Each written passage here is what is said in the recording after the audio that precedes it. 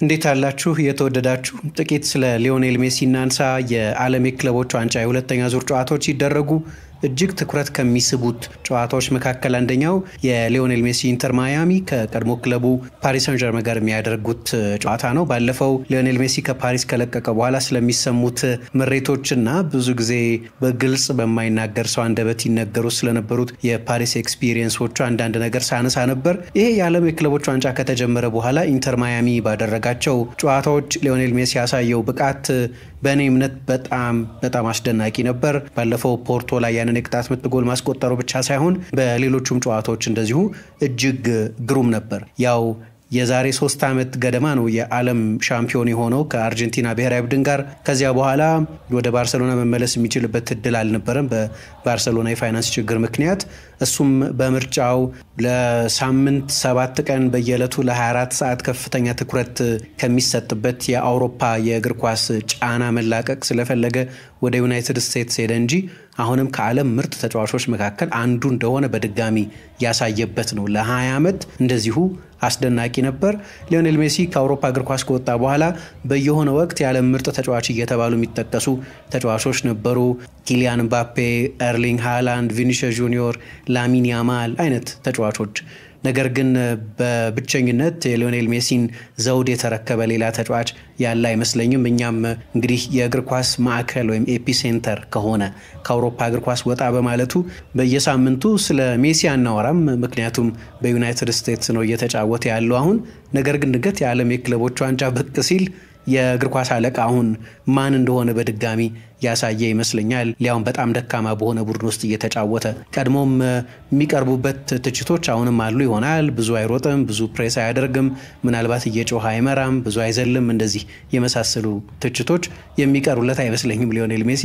ነገር ግን የቀድሞ የባርሴሎና አሰልጣኝ ኤርኔስቶ ቫልቬርዴ እንዳሉት he is not walking he is thinking ሚል አስተያየት ሰጥተው ነበር። ወክ እያደረገ ሳይሆን እያሰበ ነው አይነት። አሁንም በዓለም ላይ ከምርጦቹ ተጫዋቾች መካከል አንደኛው ነው። ወክ እያደረገ ይመስላል፣ ግን የሆነ ጊዜ ያጠቃላይ የጨዋታው ማኑዋል በሱ ቁጥጥር ስር ይሆናል ማለት ነው እና በጣም የሚደንቅ የዓለም የክለቦች የዓለም ዋንጫ ነው። አርሰን ቬንገር የቀድሞ የአርሰናል አሰልጣኝ አሁን የፊፋ ዓለም አቀፍ የእግር ኳስ ልማት ሄድ ኃላፊ ሆኖ የሚሰሩት ሰው በዚህኛው የዓለም ዋንጫ በአንድ ተጫዋች ተጽዕኖ ወደ ሁለተኛው ዙር ያለፈ ቡድን የሚል አስተያየት ሰጥተዋል። ስለዚህ በድጋሚ የዚህን ተጫዋች ግሩምነት እያየን ያለንበት የዓለም ዋንጫ ነው። ደግሞ የሚቀጥለው የዓለም ዋንጫ የ2026ቱ ዋናው የዓለም ዋንጫ ሲደረግ በዚሁ መንገድ ሊዮኔል ሜሲን የምናገኘው ከሆነ የበለጠ የተሟላ በሆነ የአርጀንቲና ብሔራዊ ቡድን ውስጥ ስለሆነ የሚገኘው ልክ እንደዚህ እንደ ኢንተር ማያሚ ብዙ ጉድለቶች ባሉበት ቡድን ስላልሆነ የሚጫወተው ሜሲን ከጥሩ ብቃቱ ጋር በዓለም ዋንጫ ለማየት ያለን እድል ሰፊ ይመስለኛል። ግን ይሄ ጨዋታ ሲደረግ ከቀድሞ ክለቡ ፔዤ ጋር ይጫወታል። እሱን በኋላ ላይ አነሳዋለሁ። ነገር ግን ከቀድሞ አሰልጣኙ ሉዊስ ኤንሪኬም ጋር ነው የሚገናኘው። የዛሬ 11 ዓመት ነው ሁለቱ ሰዎች ለመጀመሪያ ጊዜ በአሰልጣኝነትና በተጫዋችነት አብረው መስራት የጀመሩት። ሉዊስ ኤንሪኬ የቀድሞው የባርሴሎና ኮከብ ተጫዋች ነበር ከሪያል ማድሪድ ከፈረመ በኋላ 1995 ላይ። ከዚያ የባርሴሎና ዋናው ቡድን አሰልጣኝ ከመሆኑ አስቀድሞ 3 አጫጭር የሥራ ኃላፊነቶች ነበሩት። ለ3 ዓመት የባርሴሎናን ቢ ቡድን አሰለጠነ። ከዚያ ለ1 ዓመት የሮማ፣ ሌላ 1 ሲዝን ደግሞ በሴልታ ቪጎ አሰለጠነ እና ወደ ባርሴሎና አሰልጣኝነት ሲመጣ የደረጀ ሲቪ አልነበረውም ወይም በአሰልጣኝነት ስኬታማ የመሆን ታሪክ አልነበረውም። ሊዮኔል ሜሲ ግን ያን ጊዜ የዓለም ምርጥ ተጫዋች ወይም ከዓለም ምርጥ 2 ተጫዋቾች አንዱ ነበር ልበል። ምክንያቱም ያኔ ልክ ኤንሪኬ የባርሴሎና አሰልጣኝ ሆኖ በተሾመበት ጊዜ 3 ጊዜ የቻምፒየንስ ሊግ አሸናፊ ነበር። በ2006 በ2009 ደግሞ በ2011 ባሎን ዶርን ደግሞ 4 ጊዜ አሸንፏል። 2009 2010 2011 እና 2013 ላይ። ስለዚህ ሉዊስ ኤንሪኬ የባርሴሎና አሰልጣኝ ሲሆን ሊዮኔል ሜሲ የዓለም ኮከብ ነው። ኤንሪኬ ግን በአሰልጣኝነት ገና ፕሩቭ አልተደረገም። ስለዚህ ወደ መልበሻ ክፍሉ ሲመጣ ሜሲ አይነኬ በነበረበት ጊዜ ነው ሉዊስ ኤንሪኬ ኃላፊነቱን የተረከበው። ነገር ግን 2 በጣም ጠንካራ ካራክተር ያላቸው ሰዎች መካከል መጀመሪያ አካባቢ በግጭት ነበር የሁለቱ ሰዎች ግንኙነት የተጀመረው። ከዚህ በፊት ስለ ሉዊስ ኤንሪኬ የተለያዩ ፕሮግራሞችን ሰርቼ ነበር። አንደኛው ካራክተሩ በጣም ፋየሪ መሆኑ ነው ፊት ለፊት የሚናገር ነው እና አንዳንድ ጊዜ እሱም ተለቅ ያለ ኢጎ አለው እና የመጀመሪያ ጋዜጣዊ መግለጫውን በባርሴሎና ኃላፊነት በሰጠበት ጊዜ እንዳልኩት ለዋና ቡድን አሰልጣኝነት እንግዳ የሆነ የሮማም የሴልታ ቪጎም ኃላፊነቱ እጅግ የተዋጣላቸው የማይባሉ በሮማ ደግሞ ከስታሮቹ ከቶቲ በኋላም ከደሮሲ ጋር ጭምር ተጋጭቷል። ግን የመጀመሪያ ጋዜጣዊ መግለጫውን ሲሰጥ በዚህ ፕሮጀክት አለ ስለ ባርሴሎና ፕሮጀክቱ ሲናገር አንድ መሪ አለ፣ ያም መሪ እኔ ነኝ ብሎ ተናገረ እና በጓርዲዮላ ቡድን ውስጥ የነበሩትና ከፔፕ መልቀቅ በኋላ ከቲቶ ቪላኖቫም ህልፈት በኋላ በመልበሻ ክፍል ውስጥ ተጽዕኗቸው በጣም ጎላ ብለው የነበሩት ከስፔን ብሔራዊ ቡድን ጋር ባለስኬት የሆኑት የባርሴሎና ተጫዋቾችና ለሊዮኔል ሜሲ መልእክት እንደማስተላለፍ ተደርጎ ነበር የታየው። ፒኬ ነበር፣ ቡስኬትስ ነበር፣ ቻቪ ኤርናንዴዝ ነበር፣ አንድሬስ ኢኒየስታ ነበር፣ ፔድሮ ነበር። እነዚህ ከስፔን ጋር እና ከባርሴሎና ጋር ሁሉንም ዋንጫዎች በጥቂት ዓመታት ውስጥ ያሳኩና ከምንጊዜ ምርጥ ብሔራዊ ቡድኖች መካከል በአንዱ ከምንጊዜ ምርጥ የክለብ ቡድኖች መካከል በአንዱ የተጫወቱ ናቸው። ደግሞ የውጭ ሀገራትም ተጫዋቾች አሉ ከራሱ ከሜሲ ባሻገር ዳንኤል አልቬዝ፣ ኔይማር ጁኒዮር፣ አዲስ የፈረመው ቴር ሽቴገን፣ ደግሞ በዚያው ተመሳሳይ ወቅት ክለቡን የተቀላቀለው ሉዊስ ሱዋሬዝ አይነት ተጫዋቾች ስለነበሩ ይህንን የመልበሻ ክፍል ውስብስብነት እንዳልተረዳ አይነት ሰው አንድ አለቃ ብቻ ይኖራል ብሎ ተናገረ እና ልክ ወደ ባርሴሎና መልበሻ ክፍል ሲመጣ ቻቪ በዚህ ንግግሩ ደስተኛ አልነበረም። ሊዮኔል ሜሲ በዚህ በጣም አውቶሪቴቲቭ በሆነ ንግግሩ ደስተኛ አልነበረም። ብዙ ሰዎች ተገርመው ነበር ይባላል። ስለዚህ ግጭት አይቀሬ እንደነበር የታየው ለዚህ ነው። እስከ ግማሽ የውድድር ዘመኑም ጊዜ የሉዊስ ኤንሪኬ የባርሴሎና ቡድን አጀማመር ሙሉ ለሙሉ የተዋጣለት ነበር ለማለት ያስቸግራል። በጣም ጥሩ በመሆንና በጣም አማካይ በመሆን መካከል የነበር አይነት ቡድን ነው። ለምሳሌ በጣም ጥሩ ሲሆን ወደ ሳንቲያጎ ቤርናቤው ሄዶ የራፋ ቤኒቴዝን ስንብት ባፋጠነ ጨዋታ ሪያል ማድሪድን 4-0 ያሸንፋል። ሌላ ጊዜ ግን በሌሎች ደከም ባሉ ባላጋራዎች ነጥብ ይጥላል እና የውድድር ዘመኑ አጋማሽ በደረሰ ጊዜ በላሊጋው ባርሴሎና ከሪያል ማድሪድ በ4 ነጥብ አንሶ ይገኝ ነበር። ስለዚህ አጀማመሩ የተዋጣለት አልነበረም እና የአሰልጣኙ ኃላፊነት በችግር ውስጥ ገብቶ ነበር። ከዛ ደግሞ በሉቾ እና በሌዮ መካከል በኤንሪኬ እና በሜሲ መካከል ጠብ ተነሳ። አንደኛው ትልቁ ጠብ የተከሰተው በጃንዋሪ 4 2015 ሊዮኔል ሜሲ ከአመቱ አጋማሽ ረፍት እንደተመለሰ ባርሴሎና ልምምድ ነበረው እና በዚያ ልምምድ ላይ ጥፋት ተሰራበት። አደገኛ ሸርተቴ በዛው በባርሴሎና የቡድን ጓደኛው ተወረደበት እና ልምምዶች በሚደረጉበት ጊዜ አሰልጣኞች የማሰልጠንና የመዳኘትን ድርብ ኃላፊነት ይዘው ነው የሚያሰሩት። ፊሽካ ይዛሉ እና ጥፋት ከተሰራበት በኋላ ሜሲ በዚያ ጥፋት ደስተኛ አልነበረም። ነገር ግን ሉዊስ ኤንሪኬ ጸጥ አለ እና በዚህ በጣም ተናደደ። አንዳንድ የስፔን ብዙሃን መገናኛዎች እንደሚሉት ሊዮኔል ሜሲ በቀጥታ ወደ ኤንሪኬ ሄዶ ኃይለኛ ስድቦችን ሰድቦታል ይላሉ። አንዳንድ ብዙሃን መገናኛዎች ስፖርትና ሙንዶ አይነት ብዙሃን መገናኛዎች ደግሞ ወደ ጠብ ጭምር ወደ አካላዊ ጠብ ጭምር እንደ መጓዝ አይነት በገላጋይ ነው የተለያዩት። ሊዮኔል ሜሲ እየተሳደበ ቀጥታ ወደ መልበሻ ክፍል ነው የገባው። ልምምዱን አላጠናቀቀም። ከቀናት በኋላ ኤንሪኬ የሚወስነው ውሳኔ ለሱ የአሰልጣኝነት ስልጣን በጣም ወሳኝ ነበር። ምክንያቱም በሁሉም ተጫዋቾች ፊት ነው ከአንድ ተጫዋች ጋር ሜሲም ቢሆን በሜሲ መጠን ያለም ተጫዋች ቢሆን አሰልጣኙ ስልጣኑን ማሳየት አለበት። ከቀናት በኋላ ቅድም በጠቀስኩት የሳን ሴባስቲያን የሶሲዳድ ጨዋታ ላይ የማይታሰበው ነገር ሆነ። አይነኬው ሊዮኔል ሜሲ ተጠባባቂ ወንበር ላይ ተቀመጠ። ተጠባባቂ ወንበር ላይ አድርጎ ነው ያስጀመረው። ሊታሰብ የሚችል አልነበረም እና እንዲያውም በማግስቱ ከጨዋታው በኋላ በነበሩት ቀናት ሊዮኔል ሜሲ ወደ ልምምድም አልመጣም እና ኤንሪኬ መሰናበቱ አይቀርም የሚል ፍርሃት ነበር። ግን በመሃል ቻቪ ኤርናንዴዝ ምራቅ ዋጥ ያደረገ የሰከነ በወቅቱም የባርሴሎና አምበል የነበረው ሰው በባርሴሎና የመጨረሻ ሲዝኑን እያሳለፈ ነበር። ከዚያ ሁለቱን በመሃል የማግባባት የኤንሪኬንም ኃላፊነት የማቆየት ኃላፊነት ተወጣ ማለት ነው። ፑልጋ አቶሚካ ይሉታል የስፔን ጋዜጠኞች የኛውን ክስተት። ከዚያ በኋላ ነው እንዲያውም ሊዮኔል ሜሲ ያው ሐሰተኛ 9 ቁጥር ሆኖ አልነበር ይጫወት የነበረው። ጓርዲዮላ እዚያ ቦታ ላይ ያጫወተው ከጀመረ በኋላ ሜሲን ሚነካው ስላልነበር ሉዊስ ሱዋሬዝ ምንም እንኳን 9 ቁጥር ቢሆንም ከሊቨርፑል ሲፈርም በቀኝ በኩል ይጫወት ነበር፣ ኔይማር በግራ በኩል። በኋላ ግን ከአሰልጣኙ ውሳኔ ይልቅ የሜሲ ውሳኔ ነበር። ሉዊስ ሱዋሬዝን ወደ መሃል፣ ሜሲ ደግሞ ወደ ቀኝ፣ ያው ኔይማር እንደተጠበቀው በግራ ክንፍ በኩል እንዲጫወት ሆነ እና ባርሰሎና በዚህ ውድድር ዘመን እጅግ ተሳካለት። በመካከል ግን እነዚህ ሁለት ትልልቅ ፐርሰናሊቲዎች ያግባባቸው ቻቪ ኤርናንዴዝ ነበር። የውድድር ዘመኑ ሲያበቃ ቻምፒየንስ ሊጉን፣ ኮፓ ዴል ሬይን እና የላሊጋው ባለድል ሆኑ። ሁሉንም ዋንጫዎች ወሰዱ ወይም ትሬብል ሰሩ። ባርሰሎናም ለመጨረሻ ጊዜ ያሸነፈው ቻምፒየንስ ሊግ ያንን ቻምፒየንስ ሊግ ነው እና በኋላ በሁለቱ ሰዎች መካከል የነበረው ግንኙነት እየተሻሻለ አሁን በጣም ጥብቅ ወዳጅነት ያላቸው ሰዎች ናቸው። ከ3 ዓመት በኋላ ሉዊስ ኤንሪኬ ራሱ ታከተና ልክ እንደ ፔፕ ሁሉ የባርሰሎናን ቡድን ማሰልጠን እኮ ፕሬሱም ከባርሰሎና አሰልጣኝ የሚጠበቀው ኤክስፔክቴሽንም ሁሉ በጣም አስቸጋሪ ስለሆነ በቃኝ ብሎ ለቀቀ እና ሜሲ ከዛ በኋላ እስከ መጨረሻ ዕለት ድረስ በጣም የሚያስደንቅ ጓደኝነት ነበረን አለ ሙቪ ስታር ከሚባል አንድ የስፔን ብዙሃን መገናኛ ጋር በነበረው ቃለ ምልልስ። እንዲለቅ አልፈለግንም ነበር፣ ሁላችንም በሱ ደስተኞች ነበር አለ።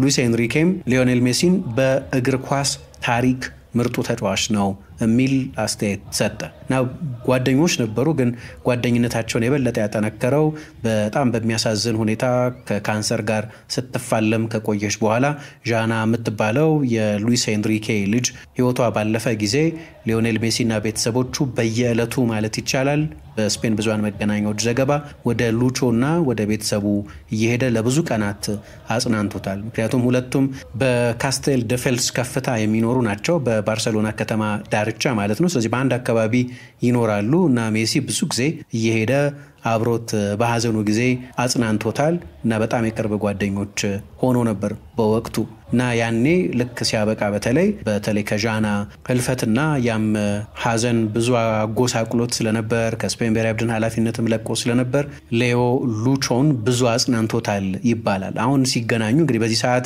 የዓለም ምርጥ አሰልጣኝ ሊባል ይችላል። ሁሉንም ዋንጫዎች ጠቅልሎ ያሸነፈ አሰልጣኝ ስለሆነ ቻምፒየንስ ሊግን ጨምሮ ሊዮኔል ሜሲን ደግሞ ብዙ ሰዎች የዓለም ምርጡ የእግር ኳስ ተጫዋች ነው ይሉታል።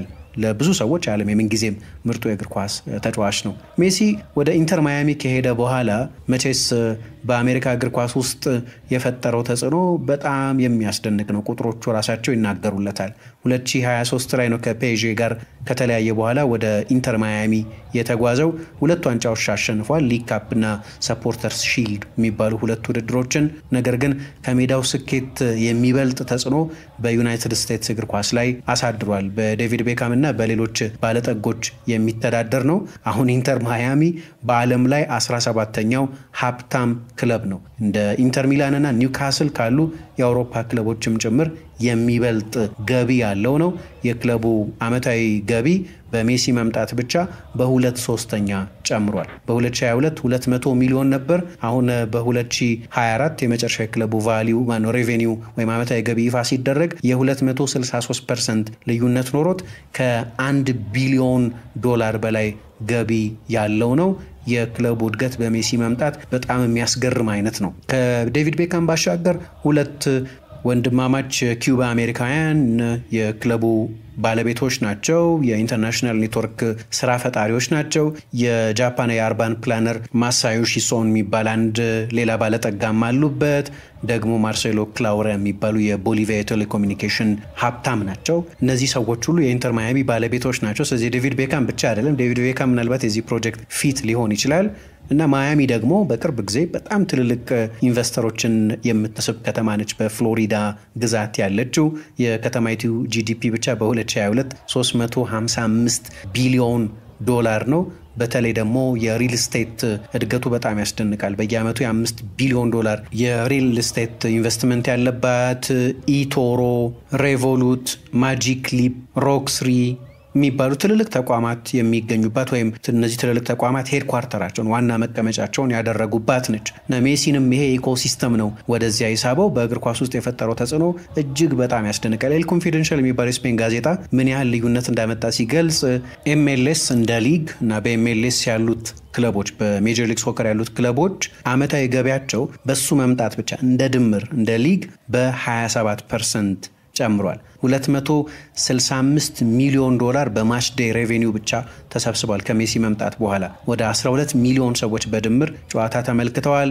ስፖንሰሮች በሜሲ ተጽዕኖ ምክንያት እንደ አፕል እንደ አዲዳስ ያሉ ትልልቅ ተቋማት በአሜሪካ እግር ኳስ ላይ ብዙ ገንዘብ ኢንቨስት እያደረጉ ነው። የሜርካንዳይዚንግ ሬቬኒው የሚባል የተለያዩ ቁሳቁሶችን በመሸጥ የሚገኘው ገቢም በኢንተር ማያሚ ብቻ በ50% ገደማ ጨምሯል።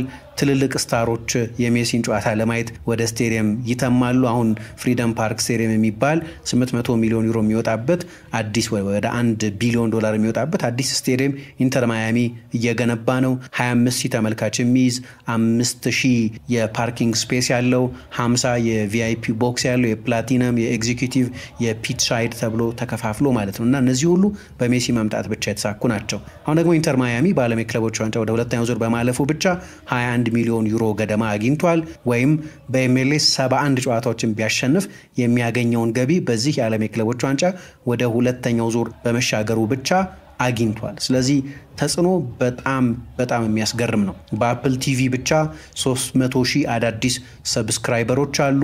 የኤምኤልኤስ ክለቦች በሜሲ መምጣት ብቻ ከትኬት ሽያጭ $84 ሚሊዮን ተጨማሪ ገቢ አግኝተዋል።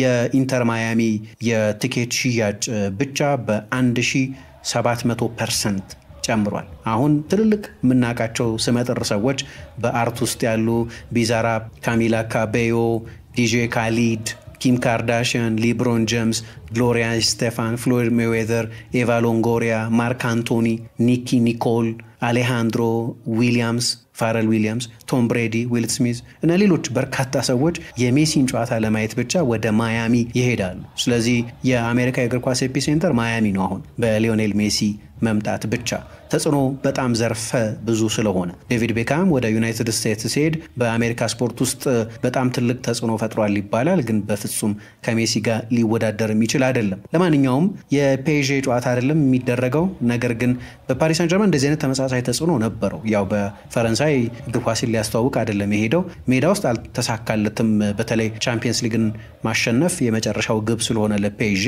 እያንዳንዱ ወደ ፔዤ መሄድ ስታር ስኬቱ የሚለካው ከቻምፒየንስ ሊግ ጉዞ አንጻር ነው። ስለዚህ ስለ ኔይማርም ተመሳሳይ ስሜት አለ፣ ስለ ምባፔም ተመሳሳይ ስሜት አለ፣ ስለ ሜሲ ደግሞ ከዛ የባሰ ስሜት አለ። ያው ወደ ፓሪስ ሳን ጀርመን የተዘዋወረበት ክረምት በሜሲ የእግር ኳስ ህይወት ውስጥም በአጠቃላይ በሱ ህይወት ውስጥም ትልቁ ለውጥ የተስተናገደበት ነው ማለት ይቻላል። ያው ለአንድ ወር ኢቢዛ ቆየ።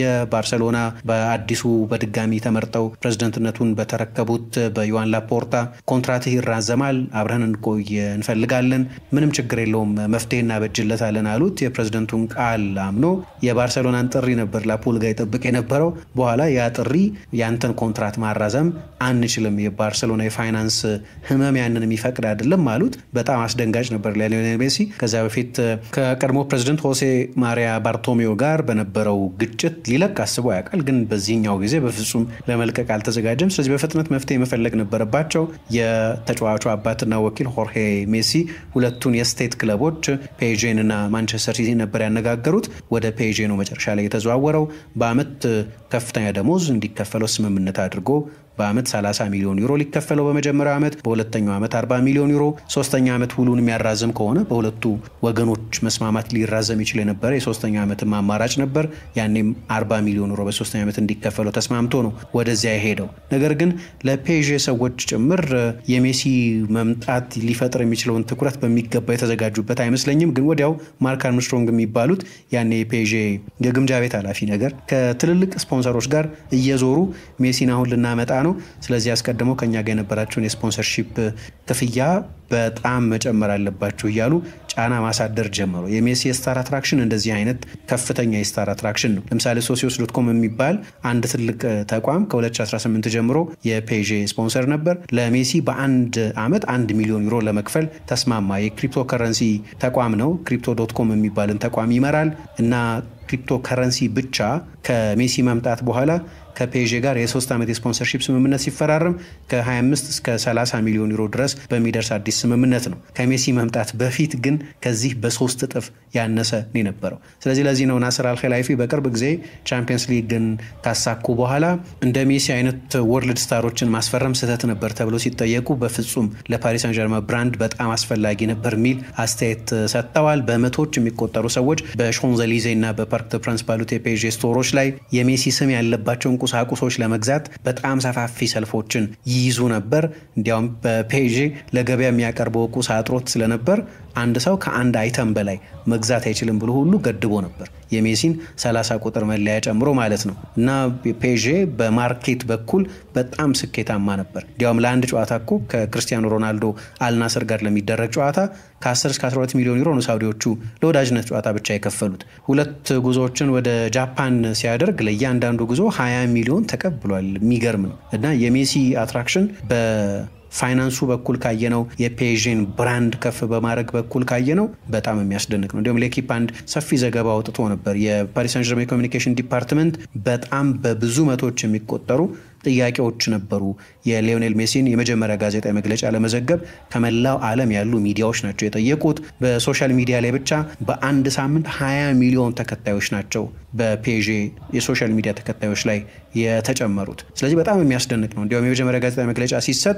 የተለመደው የፕሬስ ሩም ይጠብ ስለነበር የትሮፊ ሩም የሚባለው ነው የዋንጫዎች የሚቀመጡበት በስቴዲየሙ ያለውን ሰፊ ክፍል ነው ለፕሬስ ኮንፈረንስ አዳራሽነት የተጠቀሙበት። እና በጣም ሰፋፊ ዘገባዎች ነበሩ። በመጀመሪያው ዕለት ብቻ ለቴፍ፣ ለቢቢሲ፣ ለሲኤንኤን፣ ለቻይና፣ ለጃፓን የሚዲያ አውትሌቶች ቃለ ምልልሶች ጭምር ሰጥቷል። ብዙ መናገር የማይወድ ነው። ነገር ግን በሜዳ ውስጥ ሊዮኔል ሜሲ ብዙ ስኬታማ አልነበረም፣ ወይም እሱ የተመኘውን ያህል ስኬታማ አልነበረም። በመልበሻ ክፍል ውስጥ የሚያውቃቸው አንዳንድ የቀድሞ ወዳጆቹ ነበሩ፣ የሀገሩ ልጆች አንሄል ዲ ማሪያ እና ሊያንድሮ ፓሬዴስ ወይም እንደ ኔይማር አይነቶቹ። ደግሞ በኢቢዛ ረፍት ያሳልፍ በነበረበት ጊዜ የጓደኛው የነበረው ማርኮ ቬራቲ አይነት። ነገር ግን ልክ ሲመጣ ፕሪሲዝን ጊዜ አላሳለፈም። ፔዤ በቅርብ ጊዜ አዲስ አሰልጣኝ መሾሙ ነው። ማውሪሲዮ ፖቼቲኖን ደግሞ ኔይማር፣ ራሱ ሜሲ እና እምባፔ ባሉበት የአጥቂ መስመር ላይ አዲስ ሲንክረኒ መፍጠር ከባድ ነው። የስፔን ላሊጋ ራሱም እንደሚናገረው በጣም ቴክኒካል ነው። የፈረንሳይ ሊግ ደግሞ ፊዚካል ነው። ስለዚህ ያንን ሽግግርም ለመላመድ የአዳፕቴሽን ጊዜ ያስፈልገው ነበር እና አልፎ አልፎ በመጀመሪያው ሲዝን የሆኑ ምትሃቶች ያሳየባቸው ጨዋታዎች ነበሩ። የሲቲን ጨዋታ ጨምሮ የመጀመሪያው ጎሉን ማንቸስተር ሲቲ ላይ ነበር ያስቆጠረው ፔዤ ሲቲን 2-0 ሲያሸንፍ። ነገር ግን ሜሲ ሲባል ኤክስፔክቴሽኑ በጣም ከፍተኛ ነው። ስለዚህ ወደ አዲስ ሊግ ነው የመጣው። አዲስ ቋንቋ፣ አዲስ የእግር ኳስ ባህል፣ አዲስ የቡድን ጓደኞች፣ አዲስ አሰልጣኝ መላመድ አለበት። የሚያውቀው ባርሴሎና ነው ከ13 ዓመቱ ጀምሮ የሚል ጀስቲፊኬሽን ለእንደዚህ አይነት ለሜሲ አይነቱ ትልቅ ተጫዋች አይሰራም። ስለዚህ ጥሩ ባልተጫወተ ቁጥር ይሄ የሚዲያ ስክሩቲኒ ያለ አይደለም በጣም የበዛ ትችት ከመጀመሪያው ጀምሮ ይከተለው ነበር። ነገር ግን የመጀመሪያው ሲዝን አለቀ። ለፖቼቲኖ አስቸጋሪ ነበር። ሶስቱን ተጫዋቾች የሚያዋህድበት መፍትሄ አልነበረውም። በጣም ጥሩ የነበረው ሊዮኔል ሜሲ ዓለም ዋንጫ ከመጀመሩ በፊት በነበረው ጊዜ ነው። ምክንያቱም ቅድም ያልኳቸው ነገሮች ነበሩ። የአዳፕቴሽን ጊዜ ያገኘ፣ ፕሪሲዝን ነበረው፣ አዲስ አሰልጣኝ ቀጠረ ፔዤ በእርግጥ ክሪስቶፍ ጋልቲን።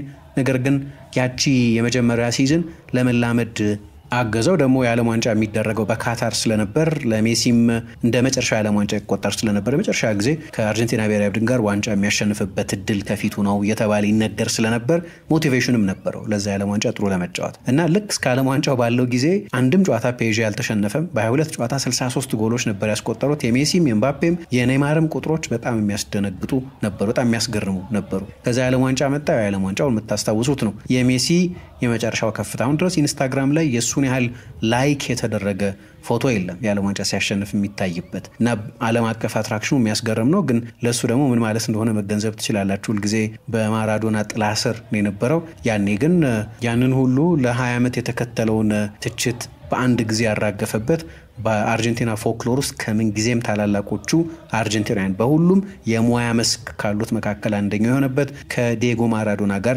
የተስተካከለበት ነው። ከዓለም ዋንጫው ሲመለስ ብዙ ነገሮች ተለወጡ። አንደኛ ሁልጊዜም የዓለም ሻምፒዮን ከሆናችሁ በኋላ ወደ ኦንዤ ሄዶ መጫወት ከባድ ነው፣ ወይም ወደ ኒም ምናምን ሄዶ መጫወት በጣም ከባድ ነው። አይደለም ለሊዮኔል ሜሲ ለሌሎችም ተጫዋቾች እንደዚህ ወደ መሬት መውረድ ከባድ ይሆናል። በኋላ ኔይማርም ተጎዳ። ከክለቡ ጋርም አንዳንድ ልዩነቶች መፈጠር ጀመሩ። እንግዲህ በመጨረሻው ሲዝኑ ወይ በሁለተኛው ሲዝኑ በሊጋ ምርጡ አሲስት ያደረገው ተጫዋች እሱ ነበር። በአጠቃላይ በፔዤ ተጫዋችነት በ75 ጨዋታ 32 ጎሎች አስቆጥሯል። 35 አሲስቶች ነበሩት ወይም 67 የጎል ተሳትፎ ነበረው። 3 ዋንጫዎች አሸንፏል። ግን ከሜዳው ስኬቱ ይልቅ የገበያ ስኬቱ ነው በጣም አስደናቂ የነበረው። ግን ሜዳ ውስጥ ደግሞ መቼስ መለኪያው ቻምፒየንስ ሊግ ነው የሜሲ ስታንዳርድ እሱ ስለሆነ ፔዤ ያለ ሜሲም ያለ ኔይማርም ያለ ምባፔም ሊግን ሲያሸንፍ ኖሯል፣ ደግሞ ያሸንፋል። ነገር ግን ሲመጣ የፔዥን ቻምፒየንስ ሊግ የማሸነፍ እድል ከፍ ያደርጋል ከሚል ተስፋ ጋር ስለነበር እንደ ውድቀት ይቆጠራል። በባየር ሚኒክ በመጨረሻው ሲዝን በሁለቱም ጨዋታዎች ተሸነፉ። ደግሞ በመጀመሪያው የውድድር ዘመን በሪያል ማድሪድ ተረቱና ፔዥ በሁለቱም ሲዝኖች ብዙ ርቀት መጓዝ ሳይችል ቀረ እና ከዛ በኋላ በነበሩት ጨዋታዎች ስቴዲየም ውስጥ ሊዮኔል ሜሲ እና ኔይማርም እንዳይጨምር የፔዥ ደጋፊዎች ኳስ በነካ ቁጥር ይጮሁበት ነበር። አንደኛው ምስል ላይ ሚስቱ አንቶኔላ ሮኩዞ በዚህ በጣም ስታዝን እናይ ነበር። በኋላ ኮንትራቱን ለማራዘም ስምምነት ነበረው። አሁን የተለያዩ ቨርዥኖች ትሰማላችሁ። ለምሳሌ ከዓለም ዋንጫው በኋላ የሜሲ ስቶክ በጣም ከፍ ብሎ ስለነበር አባቱ ሆርሄ ሜሲ አስቀድሞ ከተግባባንበት ደሞዝ በላይ ለልጄ ሊከፈለው ይገባል የሚል አቋም መያዛቸው የፔጂ ሰዎችን አላስደሰተም የሚሉ አሉ። ሜሲ ራሱ ከአውሮፓ እግር ኳስ ስፖርትላይት መውጣት ስለፈለገን የለቀቀው የሚሉ አሉ። ግን መጨረሻ ላይ ሊዮኔል ሜሲ ላይ ይደረጋል ብለን ማናስበው ነገር ሁሉ እኮ ተደረገ። ቅጣት ሁሉ ተጣለበት አይደለም? ታስታውሱ እንደሆነ ወደ ሳውዲ አረቢያ ክለብ ኦቶራይዝ ያላደረገውን ጉዞ አድርጓል ተብሎ አንድ ጨዋታና የ2 ሳምንት ደሞዙን ሁሉ ተቀጥቶ ነበር እና በእንደዚህ አይነት መንገድ ነው ከፔዤ ጋር የተለያየው። ሲመጣ የነበረው አትራክሽን፣ ሲመጣ የነበረው ጉጉት፣ ሲመጣ የነበረው ስሜት ሁሉ በጣም የተለየ ነበር። ከዚያ ሲለቅ ግን በሻከረ መንፈስ ነው ከፔዤ ጋር የተለያየው። ለዚህ ነው ሰሞኑን አሁን በኢንተር ማያሚ የሚያሰለጥነው የቀድሞ የባርሴሎናና የአርጀንቲና ብሔራዊ ቡድን ጓደኛው ሃቪየር ማሼራኖ ከንዴት ጋር እንዲጫወት ፈልጋለሁ የሚል አስተያየት የሰጠው። ያው ፔዤ ነው ፌቨራይት የሚመስለኝ። ነገር ግን ይሄኛው የዓለም የክለቦች ዋንጫ እንዳሳየን ከአውሮፓ ውጭ ያሉት ቡድኖች በአየር ጠባዩ ምክንያት ይሁን የአውሮፓ ቡድኖች በሲዝን መጨረሻ ወደዚህ ውድድር ስለመጡ ይሁን በተለያዩ ምክንያቶች ተፈትነው ነው ውድድራቸውን እያደረጉ ያሉት። ፓሪስ ሳን ዠርመን ሳይቀር በብራዚሉ ቦታፎጎ ሲሸነፍ አይተናል። ነገር ግን የወቅቱ የአውሮፓ ሻምፒዮን ነው። በስብስብ ጥራትም ይሁን በብዙ መለኪያዎች ፔዤ የዚህ ጨዋታ ፌቨራይት ነው። ነገር ግን ሜሲን የያዘ ቡድን ሁል ጊዜ እድል አለው አይደለም? ስለዚህ ኢንተር ማያሚን ሩል አውት አናረገውም። ነገር ግን ፔዤ ትልቅ እድል አለው እና ሜሲም በኳስ ተጫዋችነት ታሪኩ ለመጀመሪያ ጊዜ የቀድሞ ቡድኑን ይገጥማል። ግን ባድ ብለድ አለ፣ የሆነ ቅሬታ አለ። ከዚህ በፊት እንዳነሳሁት ሌላ ጊዜ ኢንተር ማያሚ ከፔዤ ጋር ቢጫወቱ ኖሮ ይሄንን ያህል አንነጋገርም። ግን የሜሲ ኢንተር ማያሚ ከቀድሞ ክለቡ ፓሪስ ሳን ዠርመን ጋር ስለሆነ በሁለተኛው ዙር ከሚደረጉ ጨዋታዎች ምናልባት ብዙ የሚዲያ መነጋገሪያ ሆኖ ያገኙት የኛውን ጨዋታ ነው። ስለዚህ ማየት አለብን እንደምን